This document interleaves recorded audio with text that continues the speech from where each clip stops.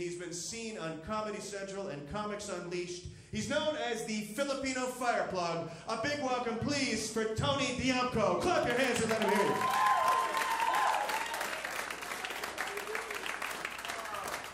Yeah, thank you all so much. One more time for Randy Loomis. Let him hear it.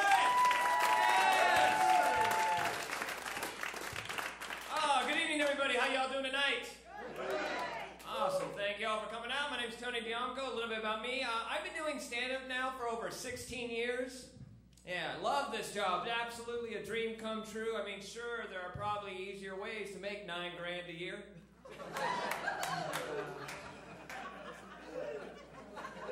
I'm so hungry. I know times are tough, but you know what? There are pluses to being poor, y'all. Yeah. For example, I no longer have to worry about identity theft. Right? No one wants to steal this ID, right? But my friends warn me. They're like, oh, Tony, if people get a hold of your personal information, they can get credit cards in your name. Yeah. Yeah, you know what? I have all my personal information, and I can't get a credit card. I mean, you steal my ID, good luck getting a Blockbuster membership. Yeah, that comes with $40 in late fees for LA Enchanted. Don't judge me. Yeah, I've been at this for a while. Earlier this year, I turned 36. Woohoo! And hey, quick question. When does manhood kick in? Yeah, because this is nonsense. Look at my stats, man. I'm 5'10", 120 pounds. I look like the dude at the end of a game of Hangman.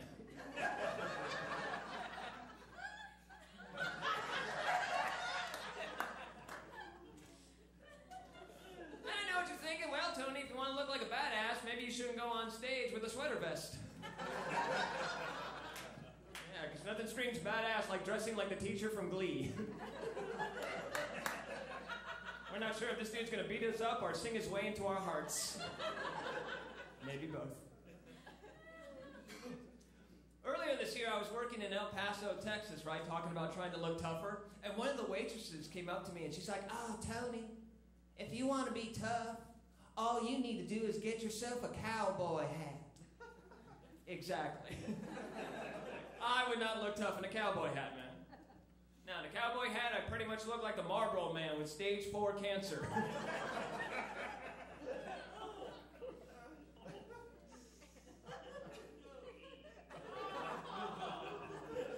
Hey, that was some kick-ass pantomime.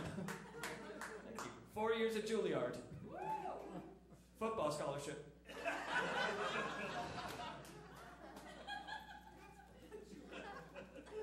Y'all should have sat over here. I'm much funnier from this angle. Now, see here? Kind of funny. Over here, hella funny.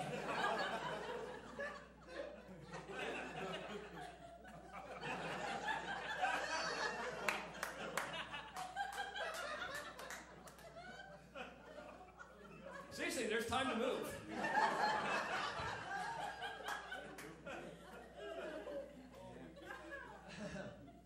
Wow, I'm rocking the hell out of these two people.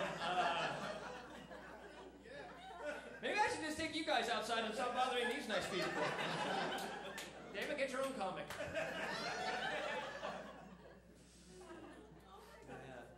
I've been living in Los Angeles now for over 4 years. I really dig LA, but I think I live in a creepy neighborhood, y'all. Check this out. The other night, 6 o'clock in the evening, I get a knock at my door.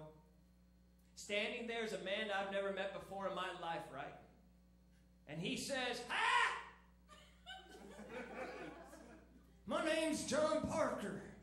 I just moved into your neighborhood and I am a convicted pedophile."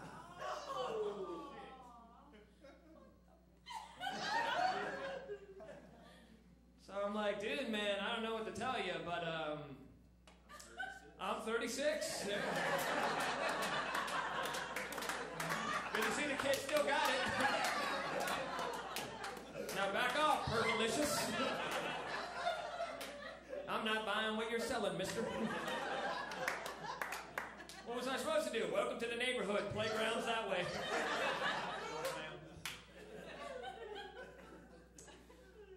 this job. Recently, I was working in Salt Lake City, Utah.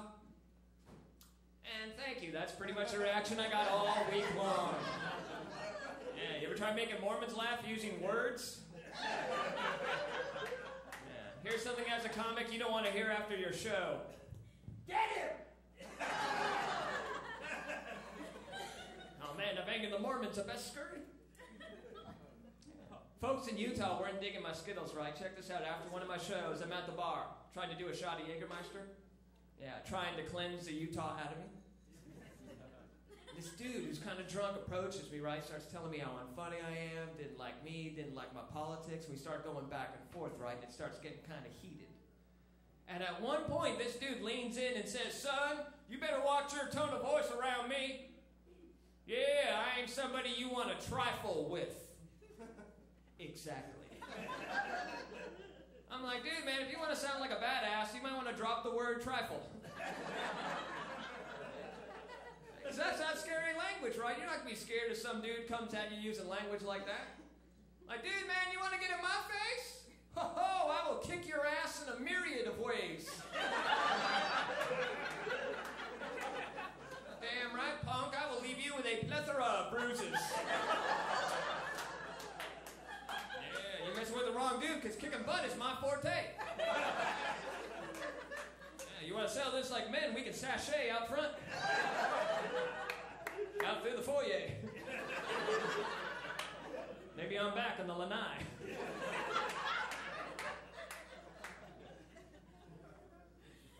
Lanai. Just trying to get everybody. Randy was talking about my background. I am Filipino, but half Filipino, in case you were wondering. Oh my God, that Filipino has freckles. I'm actually half Irish, half Filipino. Anybody else? I think when you're a mixed race person like myself, you have a different outlook on racism because you are not confronted by it in the same way. Like I said, I'm Irish and Filipino. What are the odds one day I'm in downtown Los Angeles, maybe take a wrong turn into the wrong neighborhood? Suddenly I'm confronted. Like, hey, McPinoy!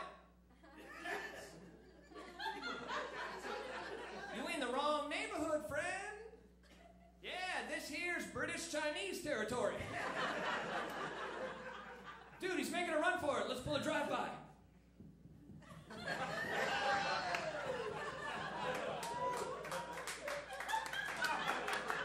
Steady, Nigel, steady.